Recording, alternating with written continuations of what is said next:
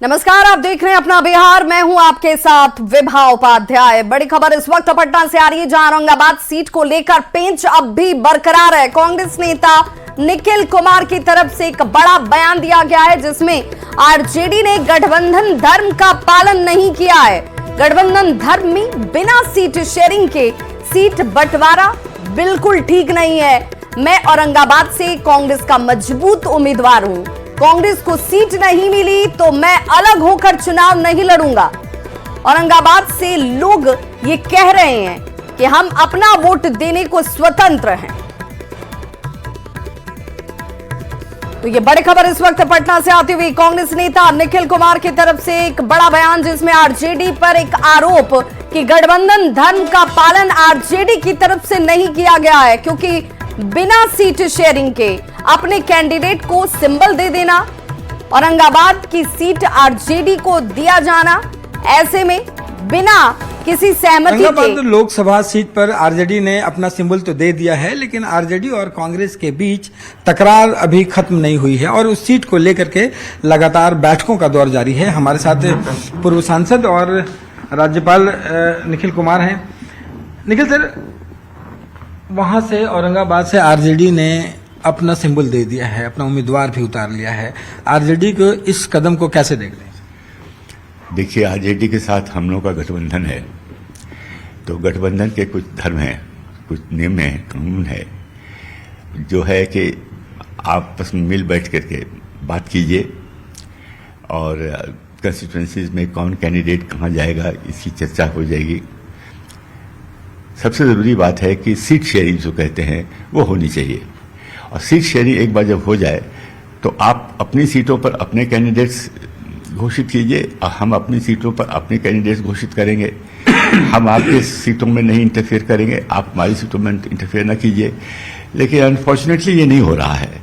Seat sharing की बातें अभी शायद चल ही रही हैं, लेकिन जो पता लगा है उसमें आप जैसे कह रहे हैं, आरजेडी ने अपना सिंबल किसी को दे रखा है, तो ये तो ठीक नहीं है, ये तो गलत है। इसमें तो जब हम लोग गठबंधन में हैं तो गठबंधन के नियमों का, उसके धर्म का पालन करना चाहिए। आखिर वहां से औरंगाबाद से अभय कुशवाहा को वहां पे उम्मीदवार घोषित कर दिया गया। क्या लगता है कि किन वजहों से ये उम्मीदवार घोषित कर दिया गया और सीटों का अभी तक बंटवारा भी नहीं हुआ?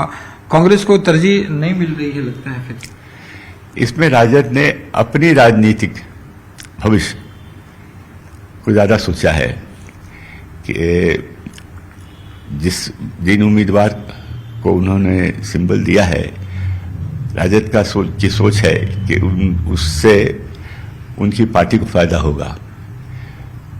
जाहिर है वो समझते हैं कि मुझको अगर टिकट मिलेगा तो उनकी पार्टी को हमसे फायदा नहीं होगा, लेकिन ये सोच उनकी ठीक नहीं है। कैमरा पर्सन मनीष जुनेजा के साथ रवि एस नारायण, न्यूज 18 पटना। तो देखिए, यहां पर सीधे तौर पर निखिल कुमार की तरफ से यह कहना है कि गठबंधन धर्म का पालन जिस गठबंधन में रहते हुए सभी पार्टियों को करना चाहिए, उसका पालन आरजेडी तो कम से कम नहीं कर रही है, क्योंकि सीटों के बंटवारे की तस्वीर साफ नहीं हुई और सिंबल दे दिया गया। तो अब यह देखना होगा कि क्या औरंगाबाद सीट जो आरजेडी की तरफ से अभय कुशवाहा को दी जा चुकी है, वो बदलने वाली परिस्थितियां बनती हैं क्या? क्योंकि अब जो सूत्र कह रहे हैं कि यहां पर सहमति 9 सीटों वाली हो चुकी है। हमारे साथ हमारे सहयोगी रवि एस नारायण भी जुड़ चुके हैं, और रवि से ही सीधे हम जुड़ जाते हैं, क्योंकि रवि से यह जानना और समझना जरूरी है कि अगर बदले नहीं परिदृश्य यहां पर जो दिख रहे हैं, वैसी परिस्थिति में क्या होगा? हमारे सहयोगी जुड़े हुए हैं। रवि, जरा ये बताइए, चूंकि एक तरफ निखिल कुमार कह रहे हैं कि भाई औरंगाबाद सीट पर मेरी पूरी तैयारी है, मजबूत दावेदार मैं हूं, और सीट का बंटवारा तो हुआ नहीं, तो आरजेडी ने अपने सिंबल दे भी दिए, तो क्या नाराजगी के बाद, नाखुशी के बाद बदलाव संभव दिखता है? इसकी गुंजाइश दिखती है? देखिए, सीट को लेकर के कई ऐसे सीट हैं जहां पे लेकर के कांग्रेस और आरजेडी के बीच जो है वो पेच फंसी हुई है, और अब हालात ये है कि नाराजगियां जो हैं वो काफी बढ़ गई है। और आज जब बैठक हो रही है दिल्ली में, उम्मीद की जा रही है कि तमाम पेच जो है उसको सुलझा लिया जाएगा। लेकिन अगर औरंगाबाद सीट की बात करें तो देखिए, नामांकन होने में जो अंतिम तारीख है उसमें एक दिन और बचे हैं। 28 तारीख को अंतिम नामांकन है और ऐसे में जहां पे औरंगाबाद में राष्ट्रीय जनता दल ने अपने उम्मीदवार अभय कुशवाहा को जो दिया है, उनकी पूरी तैयारी है, वो नामांकन के लिए तमाम लोग जुटा रहे हैं, भोज कर रहे हैं। तो वैसे में माना जा रहा है कि वहां पे औरंगाबाद जो सीट है उसको राष्ट्रीय जनता दल वापस लेगी, ये मुश्किल दिखाई पड़ता है। लेकिन सबसे बड़ा सवाल, और निखिल कुमार ने जैसे खुल करके कहा कि अगर वहां पे उम्मीदवार नहीं बदले जाते हैं तो फिर जिस ढंग से राष्ट्रीय जनता दल ने गठबंधन धर्म का पालन नहीं किया, वैसे मतदान के दिन कितने कांग्रेसी जो हैं उनका समर्थन करेंगे, वोट कैसे देंगे, इस पर भी सवाल खड़े किए हैं। तो ये गठबंधन के लिए सबसे परेशान करने वाली चीज है। ये मानकर चले रवि कि वो दबाव वाली जो सियासत है, वो दबाव वाली सियासत इस वक्त अब कांग्रेस भी खेल रही है। वो ये कह रही है कि भाई अगर आप गठबंधन धर्म का पालन आप नहीं करते हैं तो फिर हमारे समर्थक भी, हमारे कार्यकर्ता भी खुलकर आपके समर्थन में जनता के बीच होंगे, इसकी तो कोई गारंटी नहीं है। जी बिल्कुल, और यही बातें कही जा रही है कि जब सीट बंटवारे में आपसी तालमेल का अगर ख्याल नहीं रखा गया तो फिर चुनाव में भी जो है वो परेशानियां हो सकती हैं। और कांग्रेस अब इस मिजाज में है, या कहें कि लगातार दबाव बना रही है कि अभी तक जो सीट बंटवारे हुई है उसमें कांग्रेस की बड़ी फजीहत हुई है, क्योंकि कई ऐसे सीट आप हमारे साथ बने रहिए, आप हमारे साथ बने रहिए। रहिए। इस वक्त आरजेडी के प्रवक्ता मृत्युंजय जी जुड़ चुके हैं। मृत्युंजय जी, बहुत स्वागत आपका। और सबसे अहम और बड़ा सवाल ये कि आपके ऊपर बड़े गंभीर आरोप आपके ही गठबंधन के सहयोगी कांग्रेस लगा रही है, निखिल कुमार लगा रहे हैं कि आप लोग गठबंधन धर्म का पालन नहीं कर रहे हैं, बिना सीट शेयरिंग के आप अपने कैंडिडेट को सिंबल दे रहे हैं। नहीं, देखिए ऐसा है कि आदरणीय निखिल बाबू ने क्या कहा है, किस संदर्भ में कहा है, ये अभी पूरी जानकारी हमें नहीं है। लेकिन गठबंधन आरजेडी का कांग्रेस के साथ बहुत पुराना है और नेचुरल गठबंधन है। और आदरणीय लालू प्रसाद जी, सोनिया गांधी जी, श्री राहुल गांधी जी, श्री तेजस्वी यादव जी ये चाहते हैं कि 40 के 40 सीटों पर कैसे महागठबंधन महामजबूती से लड़े और महाविजय करे, ये सब लोगों का उद्देश्य है।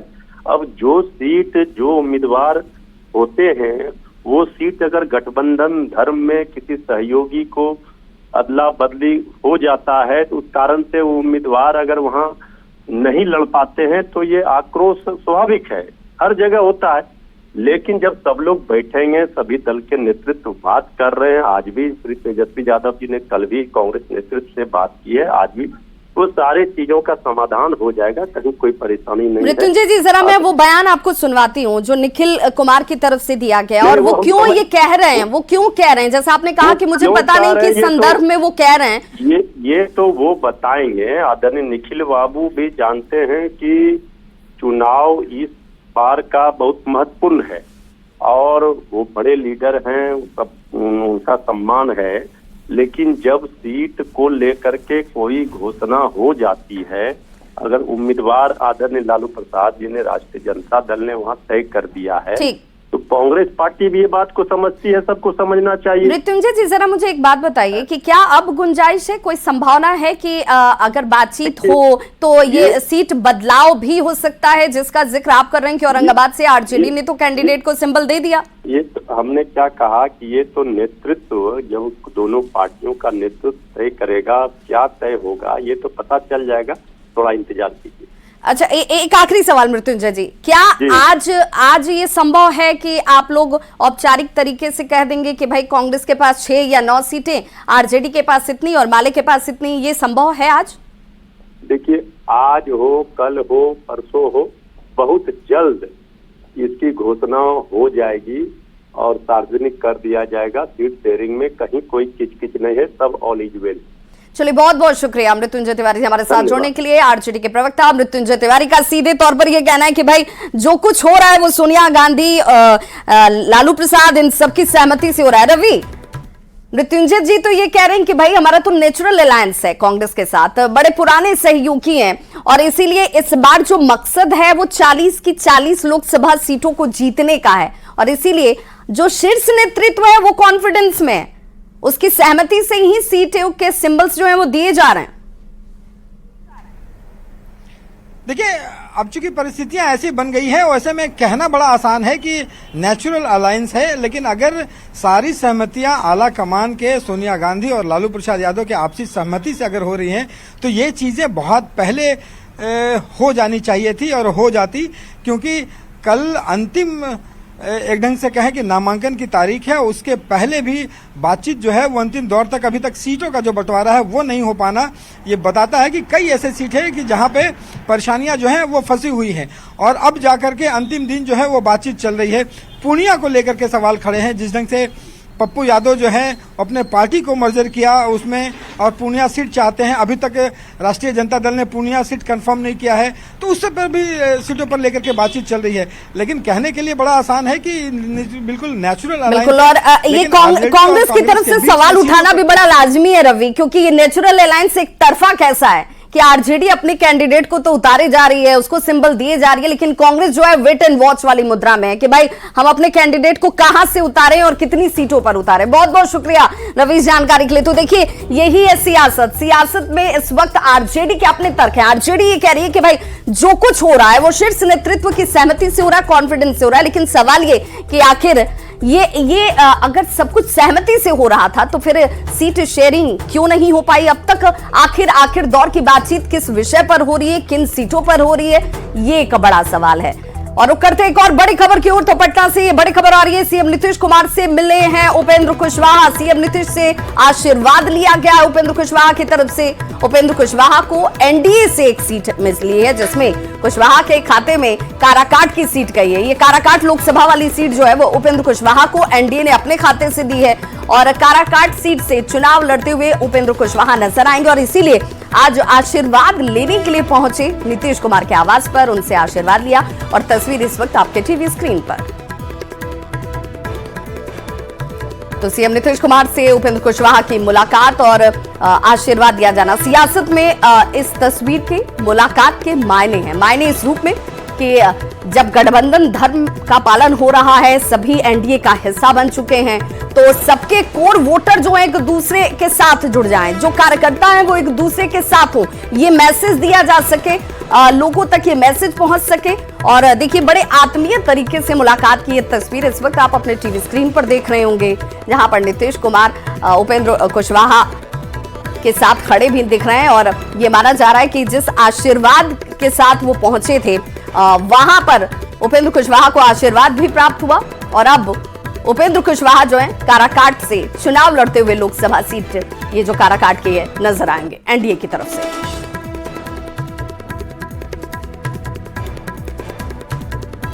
तो आपको बताते चलें कि यहां अगर सीटों की संख्या की बात की जाए तो 40 लोकसभा सीटों की संख्या जो कि एनडीए की तरफ से, बीजेपी 17 सबसे बड़ी पार्टी के तौर पर, बड़े भाई की भूमिका के तौर पर नजर आ रही है। 17 सीटों पर वो चुनावी मैदान में है, 16 सीटों पर जेडीयू है, और उपेंद्र कुशवाहा को एक सीट दी गई है, जीतन राम मांझी को एक सीट दी गई है।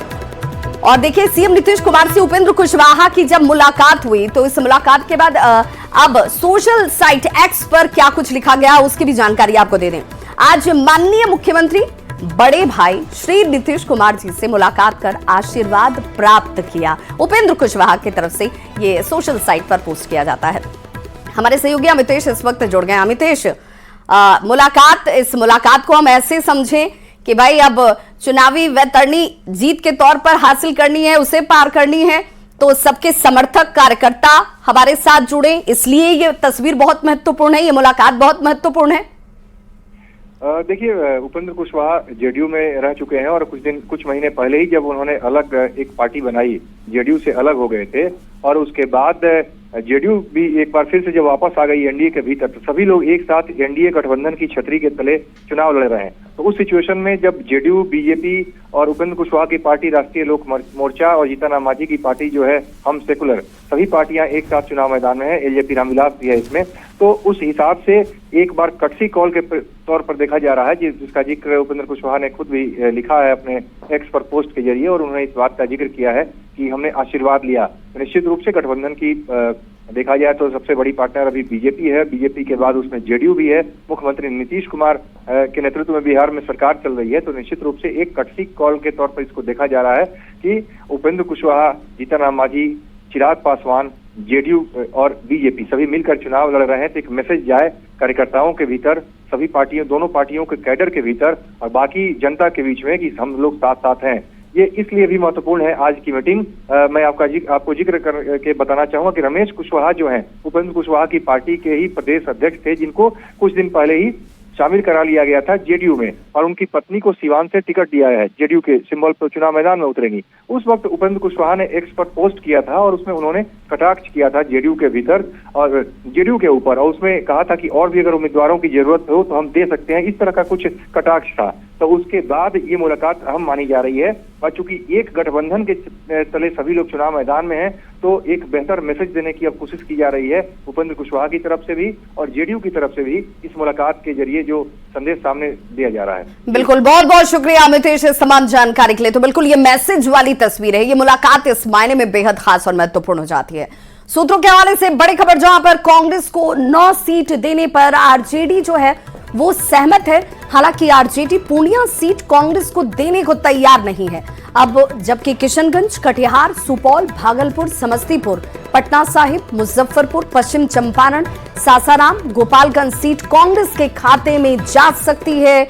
इतना ही नहीं, कांग्रेस पूर्णिया से पप्पू यादव को टिकट देने पर अड़ी हुई है। सूत्रों की माने तो कांग्रेस की तरफ से आरजेडी का उम्मीदवार बदलने का भी कांग्रेस की तरफ से दबाव जो है वो बनाया जा रहा है।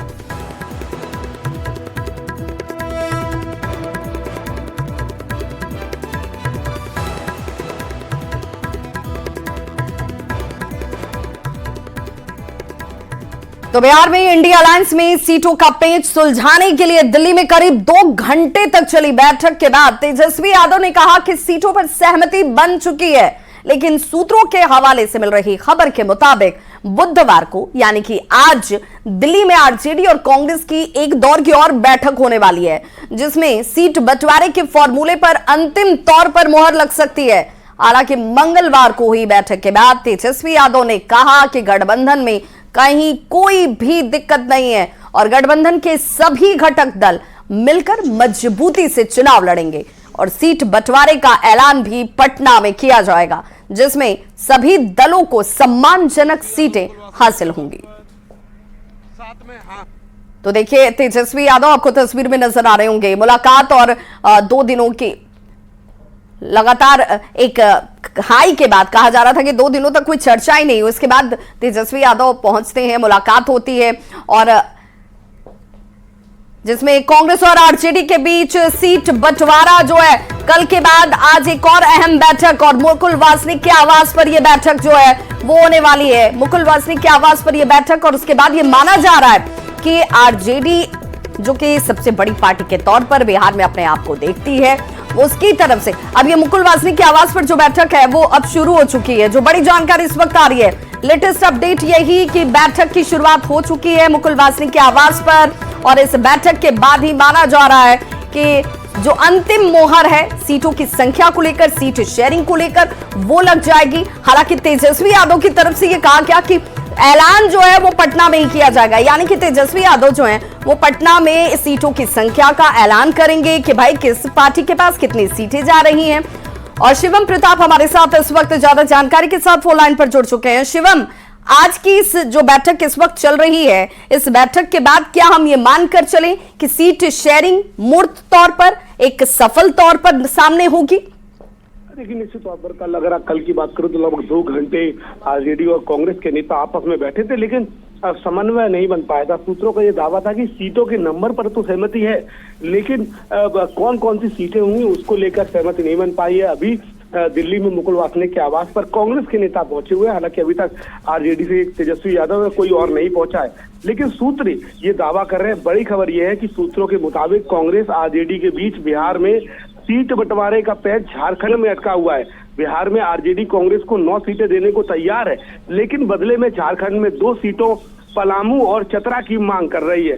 पप्पू यादव की वाली सीट पर भी आरजेडी का वीटो पावर लगा हुआ है। पूर्णिया के अलावा सुपौल सीट भी कांग्रेस के हाथ से फिसल सकती है। औरंगाबाद की जगह काराकाट का ऑफर मिला है कांग्रेस को और सेवहर, महाराजगंज, सीवान में से एक सीट भी कांग्रेस को मिल सकती है। न्यूज 18 को उच्च सूत्रों ने यह बताया है कि बिहार में कांग्रेस की अब तक कंफर्म सीटें सिर्फ किशनगंज, कटिहार, भागलपुर, समस्तीपुर, पटना साहिब, मुजफ्फरपुर और पश्चिम चंपारण है। जबकि वेटिंग में जिन सीटों को लेकर बात चल रही है वो शिवहर, सासाराम, काराकट, महाराजगंज, सिवान, शिवहर, इनमें से जाति समीकरण के हिसाब से 2 सीटें कांग्रेस को मिल सकती हैं।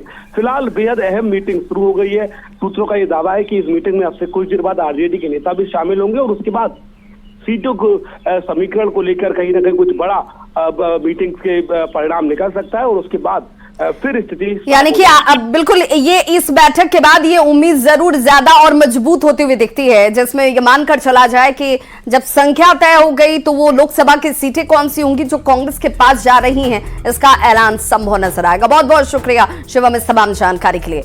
वहीं एलजेपी रामविलास के राष्ट्रीय अध्यक्ष और सांसद चिराग पासवान ने भी चुनावी सिंबल बांटना शुरू कर दिया है। लोकसभा चुनाव के लिए उन्होंने जमुई लोकसभा सीट से अरुण भारती को चुनावी सिंबल दे दिया है। अभी जमुई लोकसभा सीट से चिराग पासवान खुद सांसद हैं। दरअसल जमुई सांसद चिराग पासवान के खाते में 5 सीटें गई हैं लोकसभा की और वो खुद हाजीपुर से चुनावी मैदान में है। जमुई लोकसभा सीट उन्होंने अरुण भारती को दी है, जो कि इस वक्त सिंबल लेते हुए तस्वीरों में आपको नजर आ रहे होंगे। हालांकि अन्य 3 सीटों पर किसे उतारा जाएगा अभी ये साफ नहीं हुआ है।